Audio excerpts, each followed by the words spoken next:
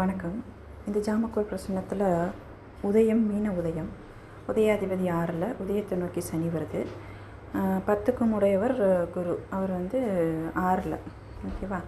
அப்போது சனி வரனால நம்ம தொழில் பற்றிய விஷயமாக இருக்கும்னு சொல்லலாம். அதே மாதிரி 10ஆம் இடமும் கனெக்ட் ஆகுது. ஸோ தொழில் பற்றிய விஷயம்.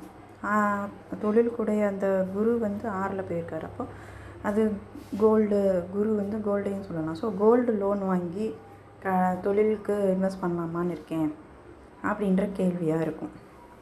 அப்போது இதுக்கு பதில் நம்ம என்ன சொல்லலாம் அப்படின்னா, ஆருடாதிபதியெலாம் ஆட்சியாகி தான் இருக்குது. விஜயஸ்தானத்தில் 3ஆம் இடத்துல வெற்றியை கொடுக்கும். ஆனால் கவிப்பு எங்கே இருக்குது? 3ஆம் இடத்துல இருக்குது. 12ஆம் இடத்துல இருக்குது. 12ஆம் இடத்துல கவிப்பு.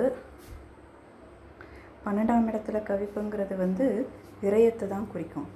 ஸோ 12ஆம் அதிபதியும் உதயத்தை நோக்கி வராரு. விரயத்தில் கவிப்பு இருக்குது.